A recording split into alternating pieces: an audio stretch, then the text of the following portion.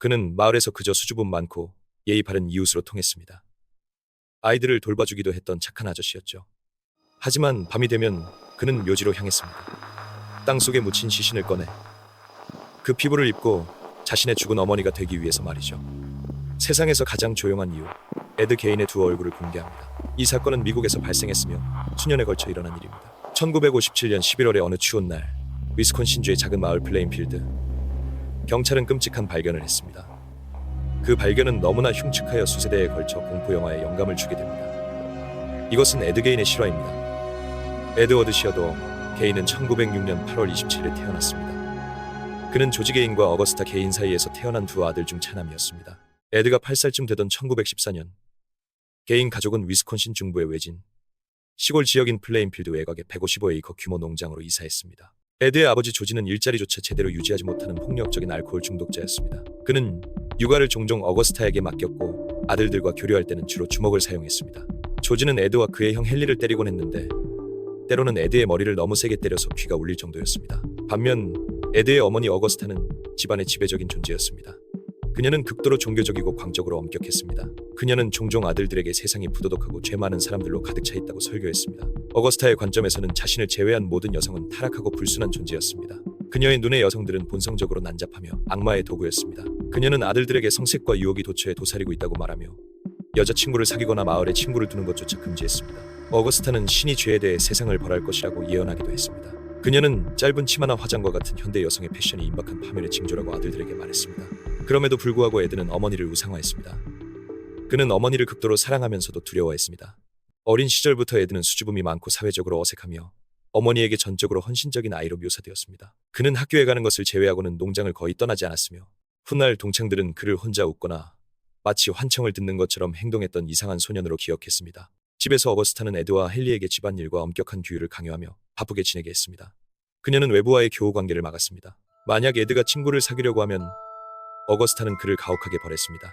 신체적으로 해를 가하지는 않았지만 그가 지옥에 갈 것이라고 얼굴에 대고 소리를 질렀는데 이는 에드가 아마도 가장 두려워했던 일이었을 것입니다. 결과적으로 에드는 어거스타를 세상의 중심으로 삼고 친구 없이 고립된 채 성장했습니다.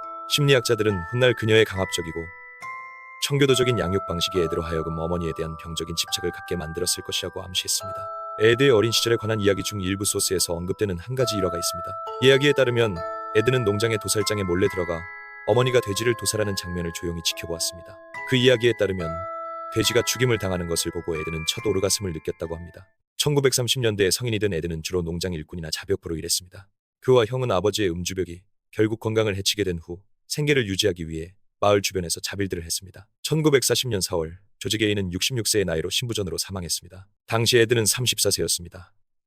조지가 사라지자 아들들에 대한 어거스타의 장악력은 더욱 강해졌습니다. 그러나 헨리는 에드가 어머니에게 가진 애착에 대해 우려를 표했습니다. 그는 에드가 어머니를 숭배하고 그녀의 모든 말에 복종하는 것을 건강하지 못하다고 생각했습니다. 1944년 5월 16일 에드와 헨리는 농장에서 잡초를 태우고 있었는데 갑자기 불길이 통제할 수 없을 정도로 번졌습니다. 에드에 따르면 연기 속에서 두 사람은 헤어졌습니다. 밤이 되고 헨리가 돌아오지 않자 에드는 당국의 형의 실종을 신고했습니다. 그런데 이상하게도 에드는 수색대를 헨리의 시신이 있는 곳으로 곧장 안내했습니다. 헨리는 불에 탄 땅 위에 얼굴을 박고 쓰러진 채 발견되었습니다. 헨리에게 약간의 화상이 있었지만 사망에 이를 정도는 아니었습니다. 검시관은 사인을 연기 흡입으로 인한 질식사 혹은 신부전이 동반된 것으로 기록했고 당국은 이를 사고로 판정했습니다. 하지만 현장에 있던 일부 사람들은 나중에 헨리의 머리에 미스터리한 상처가 있었다고 지적했는데 이는 에드가 형을 죽였을지도 모른다는 훗날의 의혹을 부추기는 세부 사항이 되었습니다. 헨리의 죽음은 공식적으로는 비극적인 사고로 기록되었지만 영원히 의문 속에 남게 되었습니다. 헨리의 미스터리한 죽음은 어거스타에게 깊은 영향을 미쳤습니다. 그 직후 그녀는 마비성 뇌졸중을 앓아 에드의 보살핌에 의존하게 되었습니다. 약 1년 동안 그는 그녀의 간병인이 되었습니다. 어거스타는 잠시 회복되어 에드가 그녀를 데리고 외출할 수 있었던 적이 한 번 있었습니다. 그는 훗날 1945년에 이웃에게 지푸라기를 사러 갔던 외출을 회상했는데 그 과정에서 어거스타는 불쾌한 장면을 목격했습니다. 이웃 남자가 그들 앞에서 개를 잔인하게 때려 죽이고 있었고 그 집에서 한 여자가 나와 그에게 멈추라고 소리쳤습니다. 어거스타는 공포에 질렸지만 여러분이 생각하는 그런 이유 때문은 아니었습니다. 그녀는 동물학대가 아니라 그 여자의 존재 때문에 경악했습니다. 그녀는 그 여자가 결혼하지 않은 남자와 동거하고 있다는 이유로 화를 내며 그녀를 창녀라고 불렀습니다. 이 일이 있은 직후 그녀는 두 번째 뇌졸중을 겪었고 건강이 급격히 악화되었습니다. 1945년 12월 29일 어거스타 게인은 67세의 나이로 사망했습니다. 에드는 어머니의 죽음에 완전히 무너져 내렸습니다. 39세의 그는 진정한 독립을 경험해 본 적이 없었습니다. 큰 농가에서 그는 이제 완전히 혼자 살게 되었습니다. 어머니가 죽은 뒤 에드는 기괴한 헌신의 행동으로 어거스타의 침실과 그녀가 사용하던 다른 방을 판자로 막아버렸습니다. 그는 부엌 옆에 작은 방으로 거처를 옮겼고 농가의 나머지 부분은 썩어가도록 내버려 두었지만 어머니의 방만큼은 깨끗하게 보존되었습니다. 어머니가 죽은 후 몇 년 동안 에드의 행동은 점점 더 기이해졌습니다. 그는 나중에 자신의 내면에 어떤 힘이 쌓였다고 말했습니다. 그는 독서로 시간을 보냈습니다. 그는 죽음, 해부학 그리고 나치의 만행에 관한 책에 집착하게 되었습니다. 특히 식인종과 생체 실험 이야기에 매료되었습니다. 에드의 관심을 끈 실존 인물 중 하나는 강제 수용소 수감자들의 피부를 수집해 전등갓을 만들었다는 소문이 있던 일제 후 원문은 이슬라코로 표기되었습니다. 이것은 사실 신화과장된 이야기로 밝혀졌지만 에드는 큰 영감을 받았습니다. 이 기간 동안 이웃들은 여전히 에드를 이상하지만 대체로 해가 없는 사람으로 여겼습니다. 그는 계속해서 이웃 사람들을 위해 자비꾼으로 일했고 지역 아이들을 돌봐주는 것으로도 알려져 있었습니다. 하지만 그는 결코 해가 없는 사람이 아니었습니다. 에드를 알고 지내던 한 지역 10대 소녀는 나중에 에드가 농장에 보관하고 있던 줄어든 머리를 보여주었다고 회상했습니다. 에드는 이 소년에게 그것들이 2차 대전 중 필리핀에서 싸운 사촌이 보내준 기념품이라고 말했습니다. 하지만 실제로 에드는 비밀리에 끔찍한 행위를 탐닉하고 있었습니다. 어머니가 죽은 후 그는 도구를 해왔던 것입니다. 밤이 되면 에드는 지역 공동묘지로 몰래 들어가 자신의 어머니와 닮았다고 생각되는 최근에 매장된 여성들의 시신을 파냈습니다. 그 줄어든 머리들은 그가 도굴한 희생자들의 것이었습니다. 에드는 지역 신문을 구독했고 중년 여성의 사망 소식을 찾기 위해 부고란을 주의 깊게 살폈습니다. 적합한 대상에 새 무덤이 생기면 에드는 밤이 될 때까지 기다렸다가 시신을 파냈습니다. 에드는 훗날 자신이 이런 짓을 할 때 마치 무언가에 사로잡힌 듯한 분리된 상태였다고 주장했습니다. 어떤 경우에는 도굴 도중에 그 트랜스 상태에서 깨어나 겁을 먹고 도망쳤다고 주장하기도 했습니다. 하지만 적어도 9차례 이상 그는 끝까지 실행에 옮겨 관해서 시신을 훔쳤습니다. 에드의 생각에 그는 죽은 자를 모독하는 것이 아니었습니다. 그는 어머니를 부활시키거나 자신이 어머니가 되려고 했던 것입니다. 그는 나중에 성전환 수술을 원했다고 인정했으며 진짜 무두질한 인간의 피부를 사용하여 어머니가 될 수 있도록 여자 슈트를 만들려고 시도했다고 했습니다. 에드는 의류에서 가구에 이르기까지 다양한 물건을 만들었습니다. 그는 나중에 시신들이 냄새가 너무 심해서 성관계를 갖지는 않았다고 부인했습니다. 하지만 그 외에는 상상할 수 있는 거의 모든 방법으로 시신을 훼손했습니다. 1947년부터 1957년까지 대략 10년 동안 에드 게인의 농장은 말 그대로 공포의 집이 되었습니다. 사람의 뼈가 그의 사유지에 널려 있었습니다. 그는 사람의 살로 만든 휴지통, 인간의 피부로 만든 의자, 잘라낸 두개골 윗부분을 사용한 그릇과 컵, 신체 부위로 만든 옷, 여성의 유두로 만든 벨트 등을 만들었습니다. 심지어 사람의 얼굴로 전등갓을 만들기도 했습니다. 이것들은 나중에 발견된 것들 중 일부에 불과합니다. 그러다 그는 도굴에서 살인으로 넘어갔습니다. 에드 게인의 첫 번째 희생자는 플레인필드의 51세 선술집 주인 메리 호건이었습니다. 메리는 이혼 후 독립적인 삶을 살던 여성으로 1949년경 일리노이주에서 위스콘신으로 이주했습니다. 그녀는 마을 외곽에서 작은 선술집을 운영했는데 아무에게나 문을 열지는 않았습니다. 그녀는 신중한 여성이어서 아는 단골 손님만 받았고 만약을 위해 바 뒤에 엽총을 보관했습니다. 하지만 1954년 12월 8일 메리 호건은 자신의 선술집에서 사라졌습니다. 그날 오후 한 이웃이 메리의 선술집에 들어갔다가 바닥에 핏자국과 비어있는 금전 등록기를 발견했습니다. 메리는 어디에도 보이지 않았습니다. 수색 결과 바닥에서 32구경 탄피가 발견되어 그녀가 총에 맞았을 가능성이 제기되었지만 시신은 없었습니다. 메리 호건의 실종은 수년 동안 미스터리로 남았습니다. 사실 에드는 다소 기이한 발언 때문에 초기에 용의선상에 올랐습니다. 메리가 실종된 후 그녀는 실종된 게 아니야. 지금 농장에 있어. 라고 말했습니다. 아무도 그 말을 진지하게 받아들이지 않았습니다. 사람들은 그가 그저 부적절하고 병적인 농담을 하고 있다고 생각했습니다. 하지만 그는 진실을 말하고 있었고 또다시 범행을 저지르게 됩니다. 에드의 두 번째 희생자는 버니스 워든이라는 58세의 미망인이었습니다. 버니스는 플레인필드 토박이로 철물점을 운영하고 있었습니다. 모든 증언에 따르면 그녀는 지역 사회에서 존경받고 사랑받는 여성이었으며 성인이 된 두 자녀, 즉 보안관 프랭크 워든과 딸을 둔 어머니였습니다. 에드 게인은 버니스에게 낯선 사람이 아니었습니다. 그는 가끔 그녀의 가게에서 물건을 사는 손님이었습니다. 1957년 11월 16일 오후 5시경 보안관 프랭크 워든은 어머니와 가게를 확인하기 위해 들렀습니다. 하지만 내부에서 그는 놀라운 광경을 목격했습니다. 금전 등록기는 열린 채 뒤집혀 있었고 바닥에는 피가 있었습니다. 그리고 가장 끔찍하게도 그의 어머니 버니스가 사라져 있었습니다. 물론 프랭크는 즉시 범죄를 의심했고 한 이름이 머릿속에 떠올랐습니다. 프랭크는 에드가 전날 저녁 가게에 들러 트럭용 부동액을 사러 아침에 다시 오겠다고 했던 것을 기억했습니다. 아니나 다를까 텅 빈 가게에서 프랭크는 어머니의 필체로 적힌 부동액 1갤런에 대한 영수증을 발견했고 그 영수증은 에드 게인 앞으로 작성되어 있었습니다. 커지는 공포감 속에 프랭크는 동료 경찰들에게 어머니의 실종에 에드 게인이 책임이 있을 수 있다고 알렸습니다. 바로 그날 저녁 경찰은 식료품점에 있던 에드를 신속하게 찾아내 체포했습니다.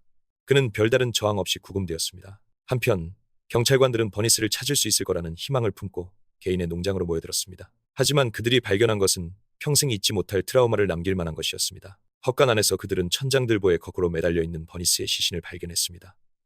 그녀는 참수되어 있었고 소위 사슴처럼 손질된 상태였습니다. 그녀의 몸통은 갈라져 있었고 내장은 제거된 상태였습니다. 그녀는 22구경 소총에 맞았으며 시신은 완전히 훼손되어 있었습니다. 하지만 헛간에서의 공포는 시작에 불과했습니다. 에드의 집을 수색하면서 당국은 인간의 유해와 그가 만든 창작물들을 발견했습니다. 버니스의 절단된 머리는 3배 자루 안에서 발견되었고 그녀의 심장은 난로 근처의 비닐봉지에서 발견되었습니다. 메리 호건의 두개골과 얼굴 마스크도 발견되어 그녀의 운명을 확인시켜 주었습니다. 종합해보면 최소 2명의 살해된 여성의 유해와 수많은 도굴된 시신들에서 나온 부위들이 사유지에 널려 있었습니다. 그들은 인간 피부로 덮인 의자, 여성의 몸통으로 만든 코르셋, 사람 머리의 피부로 만든 얼굴 마스크, 구개의 여성 외음부, 인간 피부로 만든 장갑 등 수많은 끔찍한 물건들을 발견했습니다. 경찰은 자신들이 보고 있는 것을 이해조차 할 수 없었습니다. 상상할 수 있듯이 플레인필드의 공포의 집에 대한 소문은 빠르게 퍼져나갔고 곧 기자들이 이 작은 마을로 몰려들었습니다. 이곳은 이제 미국 역사상 가장 끔찍한 범죄 현장으로 묘사되는 진원지가 되었습니다. 구금 상태에서 에드는 빠르게 자백했지만 그는 분리된 듯한 사무적인 태도로 말했습니다. 그는 버니스 워든을 죽인 것을 인정했지만 상황에 대해서는 다소 회피적인 설명을 내놓았습니다. 한 정신과 인터뷰에서 에드는 그녀를 죽일 의도는 없었다고 주장했습니다.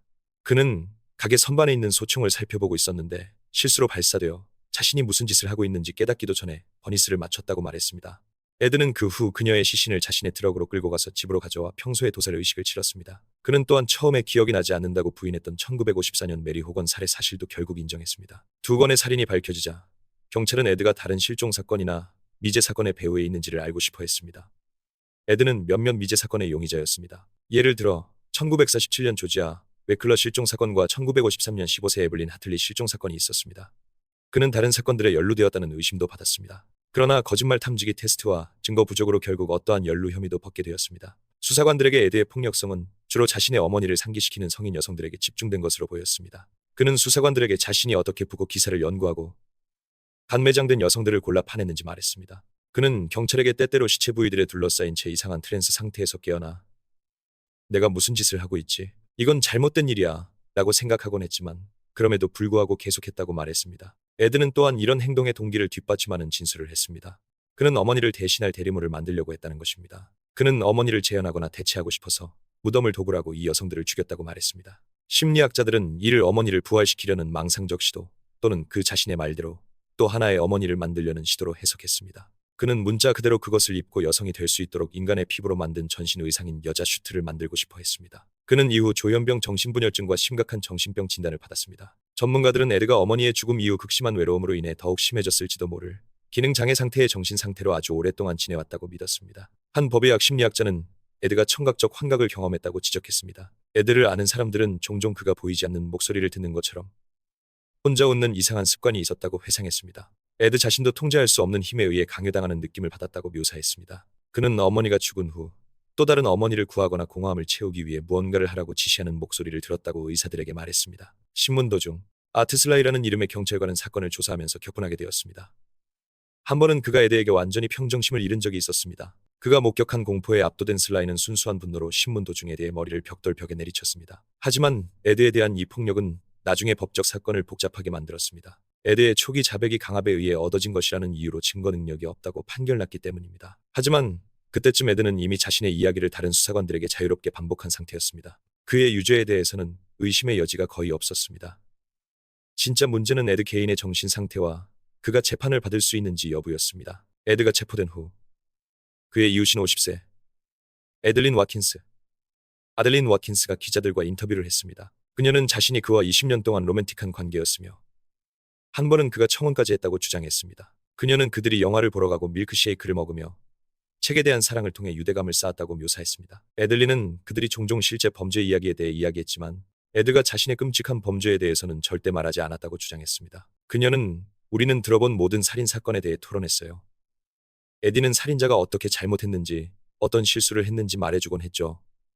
라고 회상했습니다. 그리고 이상한 점은 바로 이것입니다. 그녀는 에드를 착하고 다정하고 친절한 남자라고 불렀습니다. 그녀의 어머니조차 에드가 항상 예의 바르고 딸을 밤 10시까지 귀가시켰다고 증언했습니다. 하지만 이 사실을 밝힌 후 언론이 더 몰려들자 그녀는 곧 자신의 주장 중 일부를 철회했습니다. 그녀는 자신이 과장했으며 20년 연애는 아니었고 에드는 그저 친구일 뿐이라고 진술했습니다. 그녀가 그의 범죄 활동에 연루된 적은 없는 것으로 밝혀졌지만 그녀는 그가 좋은 사람이었다는 말은 고수했습니다. 에드는 곧 1급 살인 혐의와 일련의 다른 범죄 혐의로 기소되었습니다. 그는 정신 이상을 이유로 무죄를 주장했습니다. 실제로 며칠 내에 의사들은 그가 재판을 받기에 정신적으로 부적합하다고 판정했습니다. 에드는 조현병 진단을 받고 법적으로 정신 이상자로 선언되었습니다. 에드는 시체 부위를 섭취하거나 성적으로 접촉한 적은 없었습니다. 비록 일부는 그렇지 않다고 주장하려 했지만 말입니다. 에드는 이후 최고 보안 수준의 시설로 보내졌습니다. 그곳에서 그는 치료와 평가를 받으며 10년을 머물게 됩니다. 수년 동안 에드게이는 정신병원에서 조용히 살았습니다. 대부분의 증언에 따르면 그는 예의 바르고 잘난 체하지 않으며 시설 주변에서 도움을 주는 모범 환자였습니다. 1968년 11년이 지난 후 의사들은 에드의 상태가 재판을 받을 수 있을 만큼 안정되었다고 판단했습니다. 재판은 1968년 11월에 시작되었습니다. 에드의 악명을 고려하여 변호인단은 편견을 피하기 위해 배심원 없는 재판을 요청했고 이는 받아들여졌습니다. 재판은 일주일간 지속되었습니다. 양측의 정신과 의사들이 증언했습니다. 한 의사는 에드가 워든 살해는 우발적이었으며 가게에서 총을 보고 있을 때 손에서 발사되었다고 주장한 내용을 되풀이했습니다. 그들은 에드가 버니스를 의식적으로 조준했는지조차 확신하지 못한다고 진술했습니다. 하지만 검찰 측의 다른 의사는 에드가 시신을 도살하고 숨기기 위해 얼마나 애를 썼는지 설명하며 그가 옳고 그름을 알고 있었다고 시사했습니다. 1968년 11월 판사는 판결을 내렸습니다. 에드게이는 1급 살인 유죄 판결을 받았습니다. 그러나 정신 상태를 판단하는 별도의 단계에서 판사는 개인이 정신 이상으로 인해 무죄라고 결론지었습니다. 그 결과 에드는 감옥에 가는 대신 남은 생을 보안 정신병원에 갇혀 지내게 되었습니다. 일부 사람들은 이것이 너무 관대하다고 생각했습니다. 많은 사람들은 그가 죽어 마땅하다고 생각했습니다. 그는 많은 사람의 삶을 파괴했고 더 많은 사람에게 지속적인 트라우마를 남겼습니다. 어떤 이들은 에드가 9명이나 죽였다고 믿지만 우리가 확실히 아는 것은 그가 2명을 죽였다는 것입니다. 에드는 정신건강 시스템 안에서 남은 나날을 보냈으며 전해지는 바에 따르면 비교적 평온하게 지냈다고 합니다. 모든 증언에 따르면 그는 온화하고 심지어 호감 가는 수감자였으며 문제를 거의 일으키지 않았습니다. 그는 작업 치료에도 참여했습니다. 그는 그림 그리기와 돌 연마하기를 하며 시간을 보내는 것을 좋아했습니다. 1958년 3월 그의 농장은 경매에 붙여졌지만 불가사의하게도 나중에 화재로 전소되었습니다. 불길은 집을 완전히 집어삼켰습니다. 화재의 공식적인 원인은 밝혀지지 않았지만 방화가 강력히 의심되었습니다. 에드는 화재 소식과 가족의 집이 파괴되었다는 이야기를 듣고는 단순히 어깨를 으쓱하며 오히려 잘됐네 라고 말했습니다. 1984년 7월 26일 에드게이는 폐암으로 인한 호흡 부전으로 77세의 나이에 사망했습니다. 죽어서 그는 플레인필드로 돌아왔습니다. 그는 가족 묘지 내에 어머니와 형 헨리 옆에 묻혔습니다. 세월이 흐르면서 병적인 기념품 수집가들이 그의 묘비를 조금씩 떼어갔고 결국 2000년의 묘비 전체가 도난당했습니다. 오늘날 에드게이는 그가 가장 흉악한 범죄를 저질렀던 마을 플레인필드의 표시 없는 무덤에 누워 있습니다.